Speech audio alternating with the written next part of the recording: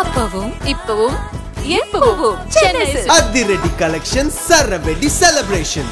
GT Holidays, South India's #1 travel brand. You know you are special when you're with GT Holidays.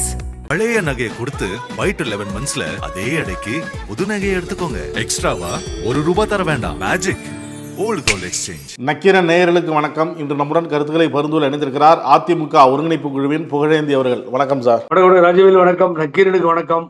பார்க்கின்ற நேயர்களுக்கு நெஞ்சார்ந்த நன்றி. TTV Dinakaran அவர்களை செங்கோட்டையன் சந்தித்து பேசினார், ஆலோசனை நடத்தினார்.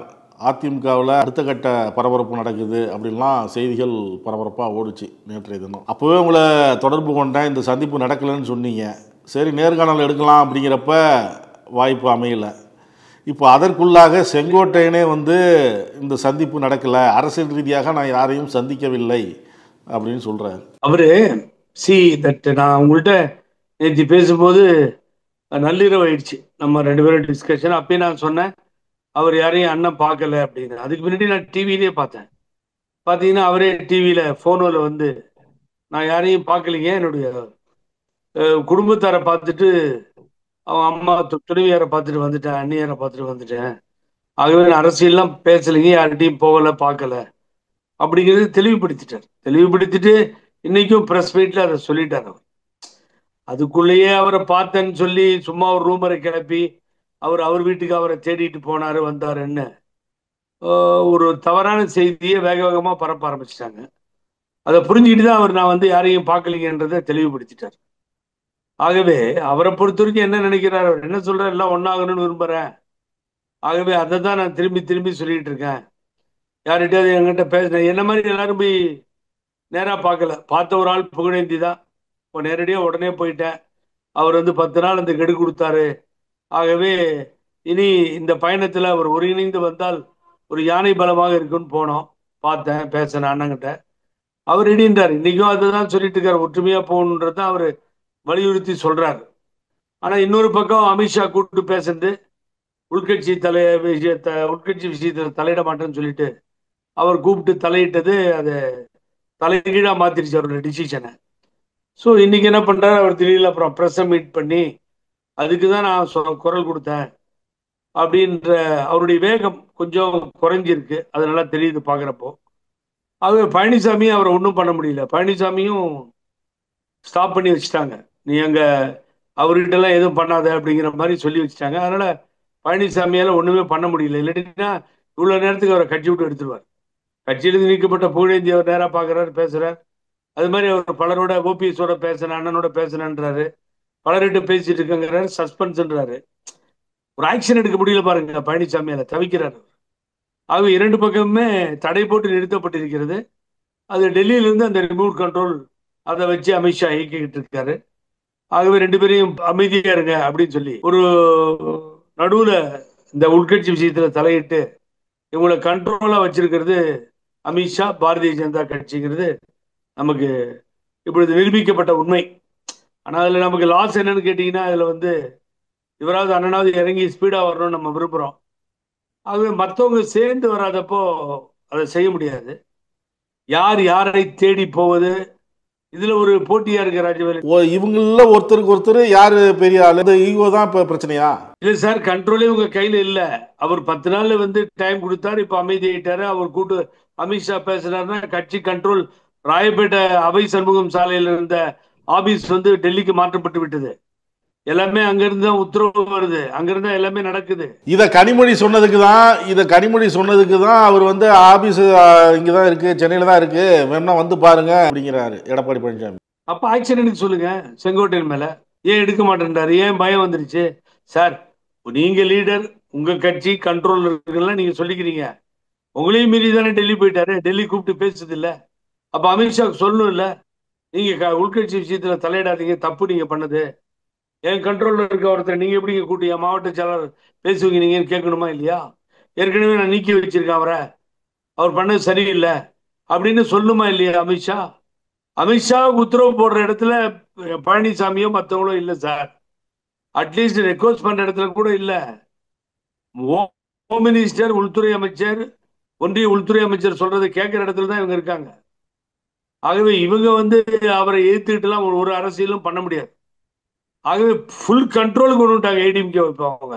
நீங்க வந்து பேசும்போது செங்கோட்டையனுடைய வேகம் குறைஞ்சு போச்சுன்னு சொன்னீங்க. இப்போ ஓபிஎஸ் என்ன சொல்றாரு, செங்கோட்டையன் விரும்பினால் சந்திக்க தயார் அப்படின்னு சொல்றாரு ஓபிஎஸ். அப்போ ஏற்கனவே இந்த மாதிரி ஒரு அதிமுக ஒன்றிணையணும் அப்படின்னு சொல்றப்பயே கட்சி பதவிகள் பறிக்கப்பட்டது, ஆதரவாளர்களாக இருக்கக்கூடிய அவருடைய பதவிகள்லாம் பறிக்கப்பட்டது. இப்போ ஓபிஎஸோ தினகரனையோ சந்திச்சா மேலும் நடவடிக்கை எடுத்துருவாங்க அப்படின்னு வேகம் குறைஞ்சி போச்சா? அது நீங்க வந்து நீங்க கேட்கக்கூடிய கேள்வி இம்பார்ட்டன்ட் கேள்வி. பட் அதுல தடுமாற்றமே என்னை பொறுத்த வரைக்கும் அவர் அண்ணனுக்கு இருக்கக்கூடாது. ரொம்ப நீட்டா முடிவு பண்ணிட்டாரு. அன்னைக்கே பேசிட்டு சொல்லிட்டு வந்திருக்கணும், எல்லாரும் சேர்ந்தாகணும் சார்னு. ஒரு சமயம் அவங்க இப்படி சொல்லியிருந்தா என்ன பண்ணுவீங்க? கொஞ்சம் வெயிட் பண்ணுங்க, நாங்க ட்ரை பண்றோம், எல்லாத்தையும் சேர்த்து வைக்கிறதுக்கு நாங்கள் முயற்சி பண்றோம், என்ன சொன்னாருன்னு தெரியல அமித்ஷா. அதுக்கு பின்னாடி பழனிசாமி போயிட்டு தான் உள்ள போகும்போது ஒரு காரு, வெளியில வரும்போது ஒரு காருன்னு அந்த கார் டீட்டெயிலாம் நான் தான் கொடுத்தேன். அவருடைய கார் யாரோடது என்னன்ற டீட்டெயில நான் தான் பிரஸுக்கு முதல்ல சொன்னேன். ஸோ அங்கே என்ன நடக்குதுன்னு உங்களால் யூகிக்க முடியலையே. இன்ஸ்ட்ரக்ஷன் கொடுத்ததை புரிஞ்சிக்க முடியுது. நீங்க சும்மா இருங்க, நீங்களும் சும்மா இருங்க. ஆனா எனக்கு நான் கேள்விப்பட்ட வரைக்கும் ஒரு நல்ல மனிதர் அல்ல எடப்பாடி பழனிசாமி. அதை அனுபவபூர்வமா நாங்க தெரிஞ்சுக்கிட்டோம் பிஜேபியில. ஆகவே நீங்க அமைதியா இருங்க கொஞ்சம். ஆகவே அவர் வாழை எங்ககிட்டே ஆட்ட ஆரம்பிச்சிருக்காரு, அதை எப்படி ஹேண்டில் பண்ணணும்னு எங்களுக்கு தெரியும்னு சொல்லி இருக்கிறதா எனக்கு நியூஸ் வருது. பிஜேபி சொன்னதா நியூஸ் வருது. ஆகவே பழனிசாமியை மிரட்டி அனுப்பிச்சிருக்கலாம் அப்படிங்கிறது தான் எல்லா செய்திகளும் வருது. ஆகவே இது பொறுத்திருந்து தான் பார்க்க முடியும். ஆகவே இப்பொழுதுக்கு ஒரு ரிலீஃப் இல்லை ராஜவேலு, அதுதான் உண்மை. நேற்றுக்கு அப்படிப்பட்ட ஒரு சூழ்நிலை நிலவுதில்லை. யாரும் முன் வந்து ஒரு முயற்சி எடுக்கிறோமே, நம்ம முயற்சி எடுக்கிறதுக்கு யாராவது முன் வந்தா நல்லா இருக்கும். யாரும் வர்றதுக்கு தயாரா இல்லையா? அதை தானே பார்க்குறோம். இப்போ அண்ணன் குரலும் மங்கி போச்சு இல்லை, செங்கோட்டையன் குரலும் இப்போ நான் எதுவும் பேச விரும்பல, கொஞ்சம் பொறுமையா இருக்குன்ற மாதிரி போக ஆரம்பிச்சிட்டாரு. ஸோ என்ன நடக்குன்றதை பொறுத்திருந்தான் பார்க்கணும். அதுக்குள்ள தேர்தல் வந்து எல்லாம் ஒழிஞ்சு போயிடுதோ என்னவோ எவனுக்கு தெரியும். இது ஒரு பக்கம் இருக்கட்டும். இன்னொன்று, டிடிவி தினகரனை வந்து பாஜக மாநில முன்னாள் தலைவர் சந்தித்து பேசியிருக்கிறார். என்டிஏ கூட்டணிக்கு வரணும், மீண்டும் வரணும் அப்படின்னு வலியுறுத்தியதாக தெரிவிக்கிறார். அவர் வந்து எடப்பாடி பழனிசாமி வேட்பாளராக முதல் வேட்பாளராக இருக்கிற வரைக்கும் என்டிஏ கூட்டணிக்கு நான் வர முடியாது அப்படிங்கிறது தெளிவாக இருக்கிறேன், அதில் மாற்று கருத்து இல்லை அப்படின்னு அவரு சொல்கிறாரு. இல்லை சார், எனக்கு ஒன்றுமே புரிய மாட்டேங்குது. அதாவது வந்து 3 பேர் ஒன்றா சேர்ந்து டிராவல் பண்ணாங்க. அதில் ஓபிஎஸ், டிடிவி தினகரன், இவர் சொல்லி தான் தொகுதியை மாற்றி ராமநாதபுரத்துக்கு போகிறாரு. தேனிக்கு டிடிவி தினகரன் வர்றாரு. இந்த கதையெல்லாம் உங்களுக்கு தெரியும். முதல் நாள் பேசும்போது அப்படி ஒரு திட்டம் இல்லை. அடுத்த நாள் டெல்லி போயிட்டா மற்றவங்களோட சேர்ந்து பேசி இப்படி ஒரு முடிவு எடுத்து அவர் ராமநாதபுரத்துக்கு அனுப்பிச்சிட்டு இவரை தேனியில் நிற்க வச்சது எல்லாமே சொல்லி தான் எல்லாமே நடந்தது. இப்போ ஃபீஸ் போன பல்பு மாதிரி பாரதிய ஜனதாவிலிருந்து எடுத்துட்டாங்க. அப்போ யார் அங்கே நீங்கள் இருக்க வேண்டிய தலைவராக இருக்கிறது நயினார் நாகேந்திரன். இங்கே வந்து உட்காந்து 3 மணி நேரம் 4 மணி நேரம் பழனிசாமி தகராறு பண்ணதால தான் அவர் எடுத்தாரு. நம்மெல்லாம் பார்த்தோம் அந்த கதையை. ஹோம் மினிஸ்டர் உட்கார வச்சு எரிச்சல் பண்ணி விட்டாரு. பழனிசாமி எடுத்தாதான் நடக்கும்னாரு. தனியாவே ஒரு கட்சி தேர்தல் நடக்குது, மனுவை வாங்கிட்டு ஒருத்தர் மாத்திரம் மனுவை கொடுக்க சொல்லி ஆர்பரி தற்கூரின்னு எடப்பாடி பழனிசாமி சொன்னான். ஆகவே இவர் ஒரு கொலைகேசிலிருந்து தப்பிச்சார்னு பழனிசாமி மீது குற்றச்சாட்டை சொன்னார். ஆகவே இந்த கட்சி கிணத்து தவளை மாதிரி இருந்து நடத்திக்கிட்டு இருக்கு அதிமுகவை. அதிமுக ஒழிய இந்த பழனிசாமி தான் காரணம்னு சொன்ன நீக்கிறாங்க. நீக்கிற முன்னாடி பிஜேபி சரிவு ஏற்படுகிறது. பெரிய பாதகமா முடிஞ்சிருச்சு. இந்த நிலைமையில அவர் கூப்பிட போல சார். நீங்க என்டிஏவுக்கு போய் தினகரனை கூப்பிட போனார் நினைக்கிறீங்களா? இல்ல, வராதிங்கன்னு சொல்ல போனார். நீங்க இந்தியாவுக்கு உள்ள வந்துடாதீங்க, தப்பி தவறி யாராவது பேசுறாங்கன்னு தலையாட்டிடாதீங்க, கேர்ஃபுல்லா இருங்க, போற நிலைமை சரியில்லை, எனக்கு சாதகமா எதுவும் இங்க இல்லை, ஆகவே நான் இருக்க வரைக்கும் உங்களுக்கு சேஃபா இருந்தது 2 பேத்துக்கும், ஆகவே இனிமேல் நம்ம புது பாதை ஏதாவது எடுப்போம், அது புது கட்சியோ இல்லை வந்து புதுசா ஏதாவது பயணம் பண்ணுவோம் யாரோட சேர்ந்து அப்படின்ற ஐடியாவை சொல்லி கொடுத்துட்டு வந்திருக்காரு சார். அப்படின்ட்டு தான் நம்பகமா தெரியுது.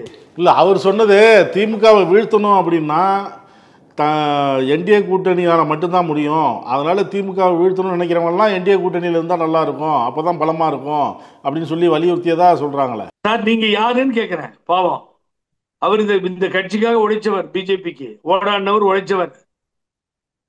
இப்ப அமித்ஷா அவரை தூக்கியாச்சு அங்கிருந்து, பாரதிய ஜனதா கட்சி எடுத்தாச்சு. அப்ப யார் அத்தாரிட்டி கட்சிக்கு? நயினார் நாகேந்திரன் தானே அத்தாரிட்டி. நயினார் நாகேந்திரனோட போய் நீங்க பேசியிருந்தா கரெக்ட். ஒரு பக்கம் டிடிவி தினகரன் நயினார் நாகேந்திரன் குறை சொல்றாரு. இல்ல சமீபத்தில் பாஜகவில் ஒரு ஆலோசனை கூட்டம் நடந்தது, அதுல கூட அவரு வரல. இருந்தாலும் நீங்க வந்தே ஆகணும்னு பிஎல் சந்தோஷ்லாம் போய் வீட்டில் போய் இருந்து அழைச்சிட்டு வந்தாங்க. அப்புறம் நயினார் நாகேந்திரன் பிரச்சார இதுவே இவர் தான் பாஜக மாநில முன்னாள் தலைவர் தான் அறிவிச்சாரு அப்படின்லாம் சொல்றாங்களே. அந்த அளவுக்கு முக்கியத்துவம் கொடுக்கப்படுதுதான் சொல்றாங்க. டிடிவி ஓபிஎஸ் எங்ககிட்ட தான் இருக்காங்கன்னு சொன்னாரா இல்லையா? இவங்க ஆடுபுலி ஆட்டத்துல எதுக்கு நயினாரை வந்து பலி கொடுக்குறாங்க?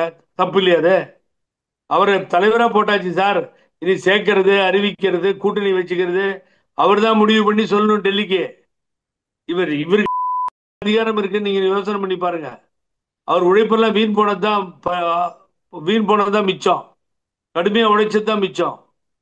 பட் இப்ப அதிகாரம் உங்க கையில இல்லையே. கட்சியினுடைய அதிகாரம், கட்சியினுடைய செல்வாக்கு, கட்சியில முடிவெடுத்து தலைமைக்கு சொல்ல வேண்டியதுலாம் நயினார் நாகேந்திரன் கையில இருக்கு. நீங்க பாட்டுக்கு ஒருத்தர் வீட்டுல போய் உட்காந்துட்டு அவரை நான் கூப்பிட்டேன்னு சொன்னீங்கன்னா அது எப்படி பிஜேபி ஏத்துக்குதா? இல்ல உங்களை அமித்ஷா போய் கூப்பிட்டு சொன்னாரா? அதுக்கு அமித்ஷா போய் போன் போட்டு தினகரனுக்கு பேசலாமே, வந்துருங்க நீங்க அப்படின்னு சொல்லி. ஓபிஎஸோட அமித்ஷா பேசலாமே. அப்ப இந்த அமித்ஷா யார்கிட்டையும் பேசுறதே இல்லையே, சசிகலான்ற சின்னமாவையும் சேர்த்து. அப்ப என்ன, எதுக்கு தூதுவர்? யார் அளித்த தூதுவர்? என்ன நடவடிக்கை எடுக்க முடியுது? என்ன சொல்லுங்க பாப்போம். ஆகவே அங்க போனது கிளியர் இன்ஸ்ட்ரக்ஷன் சார். தயவு செஞ்சு நீங்க வந்துடாதீங்க என்டிஏவுக்கு, இங்க நிலைமை சரியில்லை, நம்ம சேர்ந்து பயணிப்போம் அப்படின்னு ஏதோ ஒரு திட்டத்தை போட்டிருக்காங்க. அந்த திட்டம் வெளிப்படையா வெளியில வரும். ஏன்னா வெளியில வந்து வேற கட்சி ஆரம்பிக்கிறீங்கன்னு கேட்டா என்ன பதில் சொல்லியிருக்கணும் அவரு? நீங்க சொல்லுங்க, நான் கேட்டுக்கிறேன். என்ன பதில் சொல்லு? ஏங்க நான் வந்து பிஜேபியில் இருக்கேன், தேசிய ஜனநாயக கூட்டணி தான் எங்க கூட்டணி, ஆகவே அவர் போனது எனக்கு வருத்தமா இருக்குங்க, ஆகவே நான் இருக்க இடத்துக்கு கூட்டு போறதுக்காக வந்தேன்னு சொல்லணும். நான் கட்சி ஆரம்பிக்கிறதா இருந்தா உங்கள்கிட்ட சொல்றேன்னு சொன்னா என்ன அர்த்தம்? ரொம்ப ஈஸியா இண்டிகேட் பண்ணிட்டு போயிட்டாரு. அடுத்த கேள்வி அவர் என்ன கேட்டிருக்கணும்? பிஜேபி இருந்து என்ன சார் வெளியே வர சொல்றீங்க? என் கட்சி சார் பிஜேபின்னு சொல்லியிருக்கணும். அதை அவர் சொல்லல ராஜவேலு.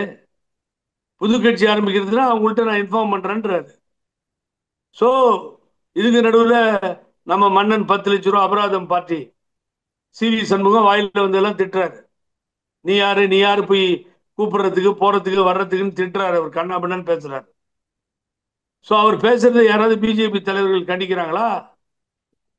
நல்லதுக்கு தான் போனாரு, ஏன் நீ பேசுறன்னு நயினார் கேட்கிறாரா? சோ பிஜேபி கட்சி உள்ள பெரிய குழப்பம் ஏற்பட்டு அதை சரி செய்ய முடியாம தவிக்கிறாங்க ராஜவேலு. This is true. ஆகவே அங்கதான் பெரிய குழப்பம், வேற எங்கேயுமே குழப்பம் இல்லை. ஆகவே நீடிக்க விரும்பவில்லை என்று நான் நினைக்கிறேன். அதுதான் உண்மை. திண்டுக்கல் சீனிவாசன் அதிமுகவை அழிக்க நினைத்தார் எம்ஜிஆர், எடப்பாடியை ஆதரிக்க நாங்கன்னா லூசுகளா அப்படின்லாம் பேசுகிறாரு. இது வழக்கமான பாணியில் அவர் எப்பவுமே மாற்றி பேசுவார் அப்படின்னு எடுத்துக்கிறதா, இல்லை இது எப்படி பார்க்குறீங்க? தலைவர் தான் கட்சியை ஆரம்பிச்சார். திண்டுக்கல்ல மாயத்தேவர, அவர் திண்டுக்கல் டிஸ்ட்ரிக்ட் சீனிவாச அண்ணனோடது, அங்க நிக்க வச்சு மாயத்தேவரை நிக்க வச்சு சரித்திரம் படிச்சார். ரெட்டலை அப்பதான் அறிமுகப்படுத்தினார். இந்திய நாடே திரும்பி பார்த்துச்சு அந்த வெற்றிய. தலைவரே கட்சியை ஒழிக்க பார்த்தாருன்னா இந்த மாதிரி பஃபூனுங்க, கோமாளிங்களை எங்கேயாவது நீங்க பார்த்துருக்கீங்களா? அந்த வார்த்தையை சொல்றது. எம்ஜிஆர் மாதிரி கட்சியை ஒழிக்க பார்த்தாங்க. அப்புறம் எடப்பாடியை பத்தி என்ன சொல்றாரு? எடப்பாடியை ஆதரிக்க நாங்க லூசுகளா அப்படிங்கிறார். எடப்பாடியை ஆதரிக்க நாங்க லூசுங்களானா லூசு தான் சார். மனசுல இருக்கிறது வெளியில வருது சார். உதாரணம் சொல்றேன். கோத்தகிரி போறாரு, ஊட்டி டூர் போறேன்னு போறாரு. செக்ஷன் 70 நீண்ட கால போராட்டம், நீலகிரி மாவட்ட மக்களுடைய போராட்டம் சார். அந்த நிலத்தை ரிஜிஸ்டர் பண்ண முடியல. ஒருத்தர் 1 ஏக்கர் வச்சிருக்காரு, சின்ன சைட் வச்சிருக்காரு, அடுத்து போயிருக்காருன்னா புலிகள் சரணாலயம் அப்படின்னு ஃபாரஸ்ட் டிபார்ட்மெண்ட் கொடுக்க முடியாதுன்னு சொல்லி உச்ச நீதிமன்றம் வரைக்கும் போய் அம்மா சிஎம்ஆ இருக்கிறதுல இருந்து போராட்டம் பண்ணி, அப்புறம் திமுகவோட போராட்டம் பண்ணி, அங்க இருக்க மிஸ்டர் ராஜா எம்பிக்கு தெரியும், அத்தனை பேத்துக்கும் தெரியும், அங்க இருக்க எல்லாருக்கும் தெரியும் சார். அங்க போய் நான் வீடு கட்டி தர்றதுக்கு எங்க கவர்மெண்ட் வந்தா வீடு கட்டி தரேன்னா சட்டத்தில் இல்லாத எப்படி பண்ண முடியும்? அதுக்கு தானே போராட்டமே நடக்குது. செக்ஷன் 17 எங்க பேசுறாரோ கூடலூர்ல அங்கதான் பிரச்சனை. அங்கதான் வந்து ஒரு வக்கீல் எம்எல்ஏவா இருக்காருங்க. ஸோ இதை கேட்டு தெரிகிற அளவுக்கு ஒரு பொறுமை இல்லை. எங்கேயும் எப்படி வீடு கட்டிடுவீங்க? அங்கிருந்து கோத்தகிரிக்கு வந்து தலைவர் சிலை அதை பார்த்தீங்களா நீங்க? நேரா ஏறி தலைவர் சிலையிட்ட நின்று புரட்சி தலைவர் எம்ஜிஆர் அப்படின்னு சொல்றதுக்கு புரட்சி தலைவி அம்மா அவர்களால் திறக்கப்பட்ட பேரறிஞர் அண்ணா சிலை என்றாரு. மாறி சார், மேல தலைவர் சிலை இருக்கு ராஜவேலு, இப்படி திரும்பினா தெரியும்.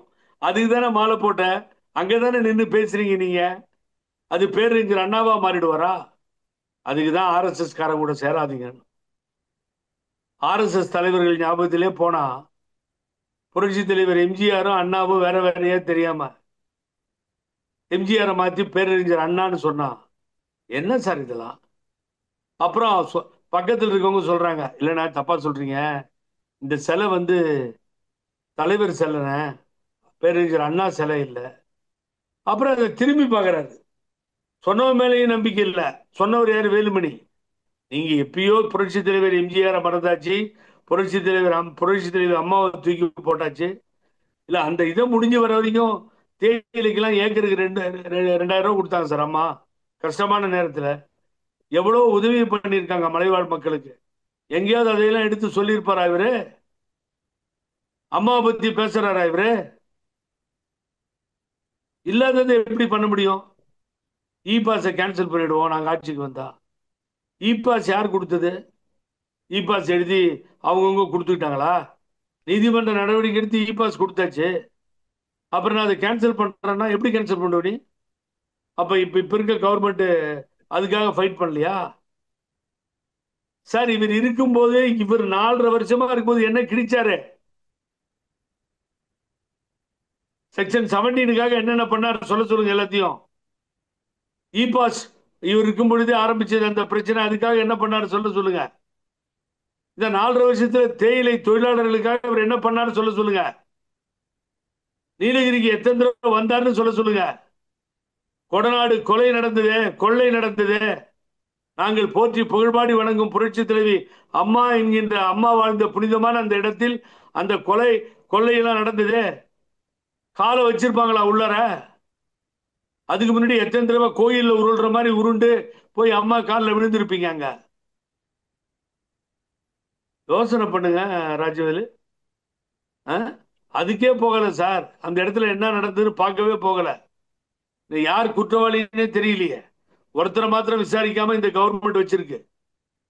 ஆகவே போய் சார் எவ்வளவு பெரிய தாங்க முடியாது. அன்னைக்கு அத்திக்கடவு அவினாசி திட்டத்துல தலைவரை தூக்கி போட்டீங்க. அம்மா படம் இல்ல, தலைவர் படம் இல்லாம ஒரு விழா நடக்குது, பேச மாட்டேன்றீங்க. இங்க வந்து இது தலைவர் சிலைன்னு சொல்றதுக்கு பதிலாக அண்ணா சிலைன்றீங்க. போற இடத்துல ஒரே காமெடியா இருக்கு சார். எங்க போய் என்ன பிரச்சாரத்துக்கு போனாலும் ஒவ்வொரு இடத்துல ஒவ்வொரு காமெடியை பண்ணிட்டு வராரு. ஆம்புலன்ஸ் சண்டைக்கு போறாரு, இங்க வந்து சிலையை மாத்துறாரு, திட்டம் என்ன தெரியாது, இப்படி போயிட்டு இருக்கு சார். அது ஒரு சுற்றுப்பயணம். அது கூட்டத்தை சேர்த்துட்டு கையாட்டிட்டா போதுமா? காசு கொடுத்தீங்க, கூட்டம் வந்துச்சு, காசை வாங்கினாங்க, வந்து நின்னாங்க, போயிட்டாங்க, அவ்வளவுதான். ஒரு ஓட்டு வராது, ஒரே ஒரு ஓட்டு நிற்காது. வாங்கப்பா. இப்போ புதுசா உங்களுக்கு ஒரு செய்தி சொல்றேன். எனக்கு யாரோ அவர் கூட இருக்கவரே பேசிக்கிட்டாங்களாம் முந்தானேத்தி. தலைமை கழகத்தில் எல்லாம் சேர்ந்து பேசியிருக்காங்க ஒரு 7-8 பேர். இது யாருக்கும் தெரியாத செய்தி.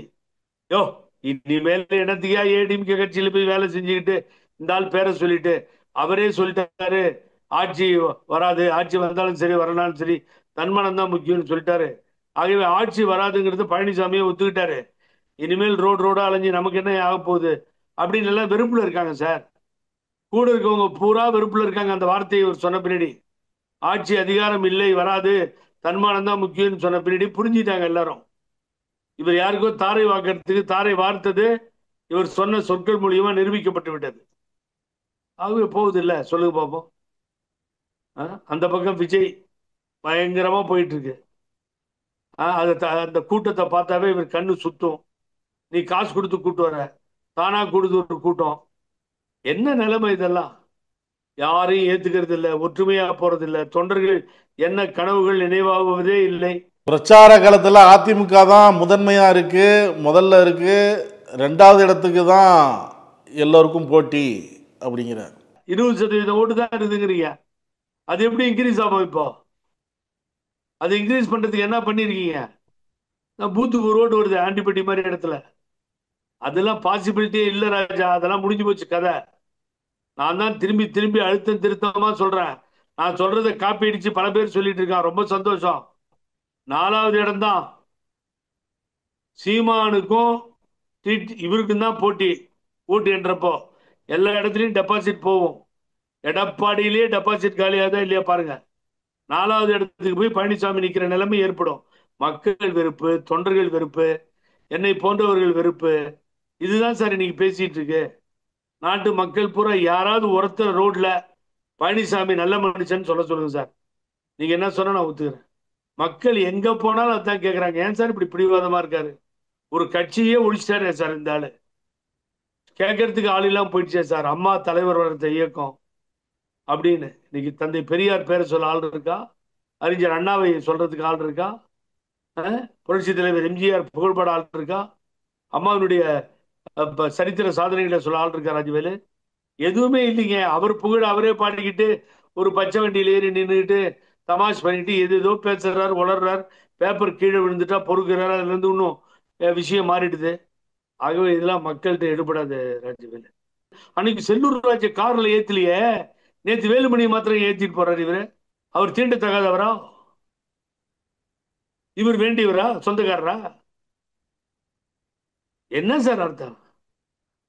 அம்மா கிட்ட அம்மா இருந்த வரைக்கும், அவங்க அரசியல் பண்ண வரைக்கும் ஏற்றத்தாழ்வே இருக்காது. மந்திரிக்கும் அதே சட்டம் தான், சாதாரண தொண்டருக்கும் அதே சட்டம் தான். தொண்டன் போய் கம்ப்ளைண்ட் கொடுத்து மந்திரி காலி பண்ணிடுவாங்க. ஆகவே அவர் பெரிய மந்திரி கிரீடம் இல்ல. அதிமுக கொடியெடுக்கும் தொண்டருக்கும் அதே முடிவு தான், அவங்களுக்கும் அதே முடிவு தான். தலைவர் வழியில எல்லாமே போச்சு. இப்போ அங்க வேணான்ற இங்க உட்கார வச்சுக்கிற. கருத்துக்களை பகிர்ந்து கொண்டதற்கு நன்றி சார். அதுல முக்கியமான விஷயம் எனக்கு என்ன பிரச்சனைனா, இவ்வளவு நம்ம டிஸ்கஸ் பண்றோங்க, யாருமே முன் வராம இப்படியே இழுத்துக்கிட்டே போகுதுங்க. எலெக்ஷன் கிட்ட வந்துட்டு இருக்கு. யாராவது இப்போ செங்கோட்டையன் வந்தது பலமா இருந்தது நமக்கு, யானை பலம். ஆகவே ஓபிஎஸ் வந்துருவாரு, செங்கோட்டையன் சேருவாரு, இந்த அம்மா வெளியில வந்துரும். இதெல்லாம் தான் என்ன கனவுகளா இருக்கு. அதுக்கு முழு வடிவமே கிடைக்க மாட்டேங்குது. ஆகவே ஒரு குழப்பத்தை ஏற்படுத்துறாரு டிடிவி தினகரன். அண்ணாமலையை வச்சுக்கிட்டு வேண்டாம் வேண்டாம்னாரு. இப்ப பழனிசாமி ஒழிப்பதே என் வேலைன்றாரு. ஏன் பழனிசாமி தலைவர்னு அமித்ஷா அனௌன்ஸ் பண்ண பின்னாடி நீங்க ஏன் சார் 6 மாசம் நீடிச்சிங்க? முடியாதுங்கன்னு அன்னைக்கு வந்திருந்தீங்கன்னா சூப்பரா இருந்திருக்கும். அத பண்ணலையே.